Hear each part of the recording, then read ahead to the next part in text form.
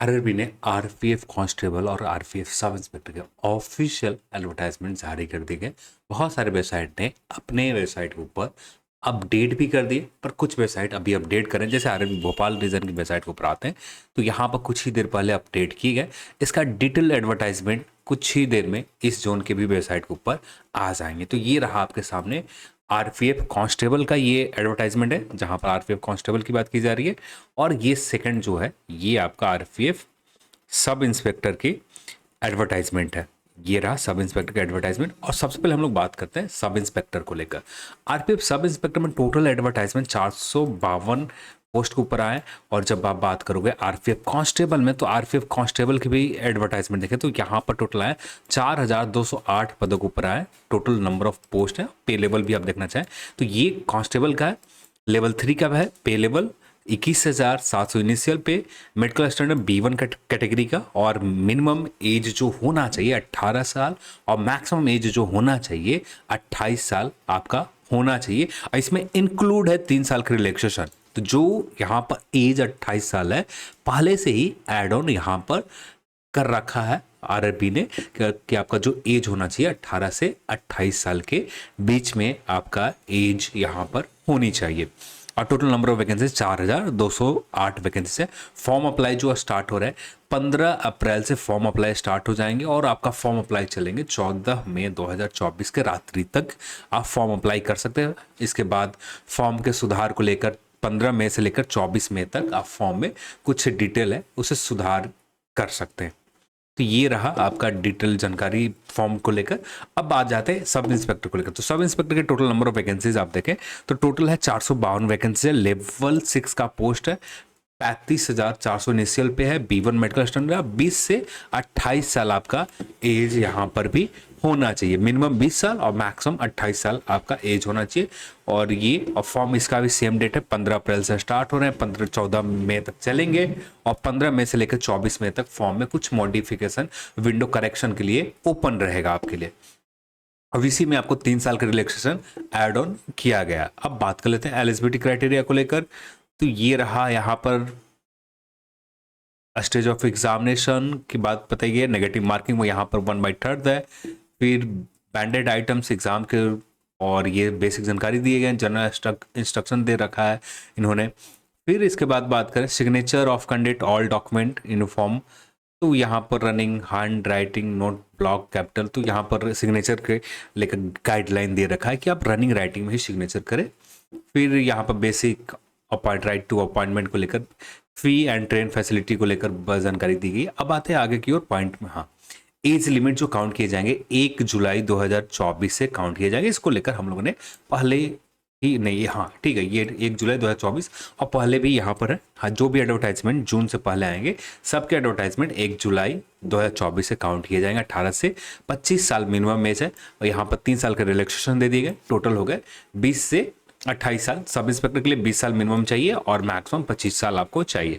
बाकी कैटेगरी के लिए आपको एक्स्ट्रा रिलैक्सेशन जो दिए जाते हैं, नॉन क्रिमिनल एयर कैंडिडेट है उनको 3 साल एक्स्ट्रा मिल जाता है। तो यहाँ पर 3 साल आप प्लस एड ऑन कर दोगे तो आपको 31 ईयर हो जाएंगे। SC/ST में आप आते हो तो यहाँ पर 5 साल और एड ऑन आप कर दो, यहाँ पर हो जाएंगे आपका 33 ईयर हो जाएंगे। सॉरी 33 ईयर यहाँ पर मैक्सिमम एज हो जाएंगे। बाकी कैटेगरी एक सर्विसमैन के कैंडिडेट के लिए यहाँ पर 3 साल का रिलैक्सेशन, तो ये आप अपने हिसाब से देख लेना आप, ठीक है। तो यहाँ पर एज के कट ऑफ डेट आप यहाँ पर देख लो कि किस डेट समय से कैंडिडेट फॉर्म अप्लाई कर सकते हैं। अपर एज लिमिट का यहाँ पर देखें तो 2 जुलाई 1996 के पहले जितने भी कैंडिडेट हैं यहाँ पर अप्लाई कर सकते हैं। जनरल और EWS पहले वाले नहीं, इस समय से जो डेट स्टार्ट हो रहा है 2 जुलाई 1996 के बाद जितने भी कैंडिडेट आएंगे या इस डेट में आएंगे जो भी, वो लोग अप्लाई कर सकते हैं। और मैक्स जो मिनिमम एज रहेगा 1/7/2004 से पहले वाले कैंडिडेट और 2/7/1996 के बाद वाले जितने भी कैंडिडेट हैं। OBC में 1993 है और SC/ST में 1991 है। फिर एजुकेशन क्वालिफिकेशन को लेकर यहाँ पर मेंशन किए गए जो आगे के पेज में मेंशन रहेंगे। और फी स्ट्रक्चर आपको सेम क्राइटेरिया जो रेलवे के एग्जामों में आते हैं, तो यही सेम क्राइटेरिया आपको वहाँ भी मिल जाएंगे कांस्टेबल में। और एजुकेशन क्वालिफिकेशन के ऊपर बात कर लेते हैं। और यहाँ पर जो फी स्ट्रक्चर है सेम है, एज को लेकर भी सेम है, बस यहाँ पर मिनिमम एज और मैक्सिमम एज में डिफरेंस रहेंगे। यहाँ पर सब इंस्पेक्टर के लिए आपको 20 साल है, जबकि यहाँ कांस्टेबल के लिए आपका 18 साल है। ये रहा आपका सब इंस्पेक्टर को लेकर रनिंग के जानकारी दे दी गई। मेल कैंडिडेट आप आते हैं तो 6 मिनट 30 सेकंड में 1 माइल यानी 1600 मीटर आपको रनिंग करना। 800 मीटर रनिंग 4 मिनट में आपको पूरा करना।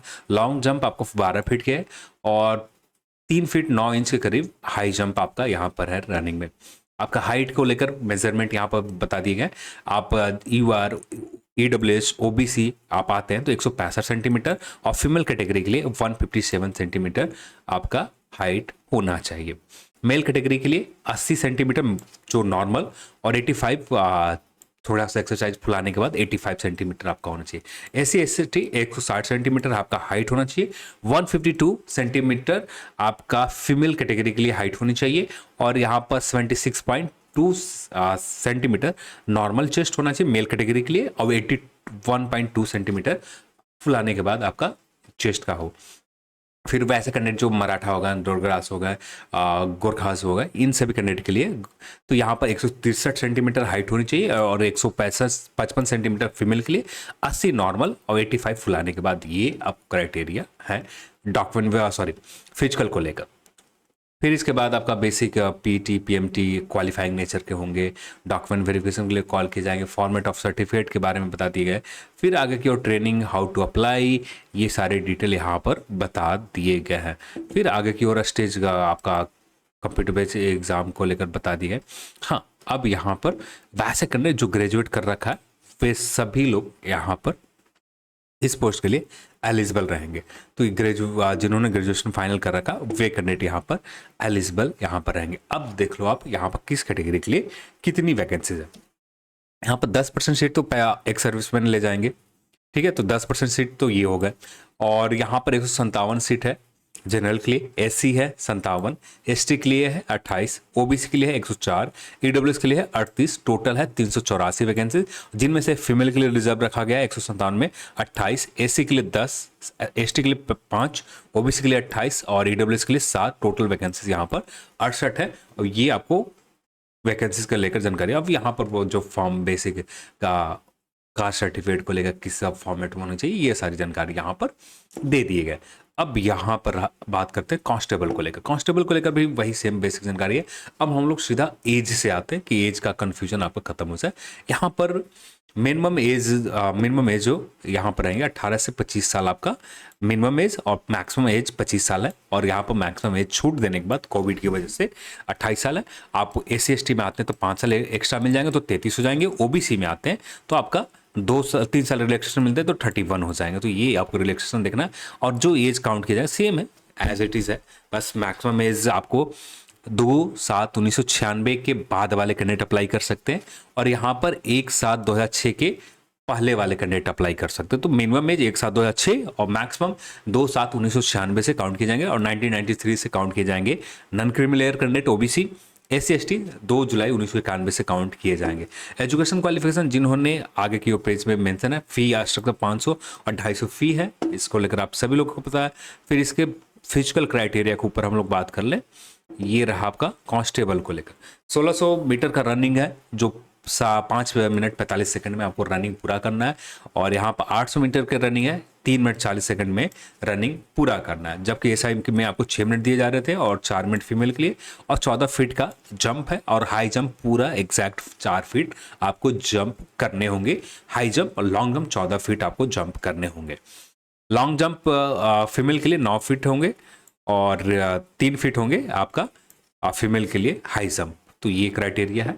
फिर यहाँ पर हाइट को लेकर सेम क्राइटेरिया, कोई ज़्यादा बदला नहीं है। जो हाइट सब इंस्पेक्टर के लिए चाहिए वैसा ही हाइट यहाँ पर भी चाहिए। जो चेस्ट फुलाने के बाद आपका सब इंस्पेक्टर के लिए चाहिए, यहाँ पर भी कांस्टेबल के लिए सेम क्राइटेरिया यहाँ पर भी चाहिए। फिर इसके बाद बात करें नेक्स्ट पॉइंट के ऊपर, ये रहा जनरल इंस्ट्रक्शन दे दिया। मॉडिफिकेशन ऑफ फॉर्म के बारे में इंस्ट्रक्शन, कॉल लेटर के बारे में बता दिए हैं। वार्निंग जो रेलवे जोन के बारे में, हाँ, टोटल आपको 10वीं पास जिन्होंने भी कर रखा है वे सभी लोग कांस्टेबल के लिए अप्लाई कर सकते हैं।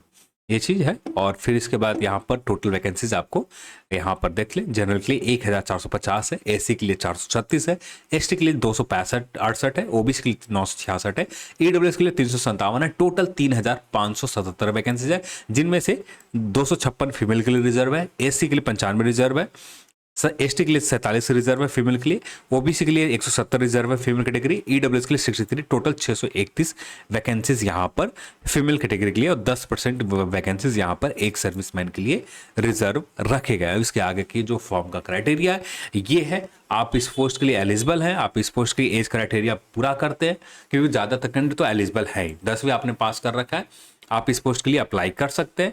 और यदि आपने 12वीं पास कर ग्रेजुएशन पास कर रखा है तो आप सब इंस्पेक्टर के लिए अप्लाई कर सकते हो। दोनों ऑप्शन आपके सामने हैं, जो भी जिस पोस्ट के ऊपर आप एलिजिबल हैं या दोनों के ऊपर आप एलिजिबल हैं, आपका एज अभी 28 से बाहर नहीं गया है, तो दोनों के ऊपर आप अप्लाई कर सकते हैं, कांस्टेबल के लिए भी और सब इंस्पेक्टर के लिए भी। यहाँ पर एक चीज़ है कि जोन चुनने का मौका नहीं होता, सारा कंबाइंड एक साथ जोन का वैकेंसी दिया जाता है। अब यहाँ पर अपने हिसाब से रेलवे अपने हिसाब से इनके अलॉटमेंट किए जाते हैं। आपको किस जोन में जहाँ पर पोस्ट खाली होंगे उस जोन में उस रीजन में आपका अलॉटमेंट यहाँ पर किए जाते हैं, पोस्ट अलॉटमेंट पैनल लिस्ट बनाया जाता है। तो ये चीज़ें आपको ख्याल रखनी है। तो ये हो गए आरपीएफ सब इंस्पेक्टर को लेकर और कांस्टेबल के एडवर्टाइजमेंट। तो आज की इस वीडियो में तो नहीं, और इस वीडियो को देखने के लिए आप सभी को बहुत बहुत धन्यवाद। जय हिंद।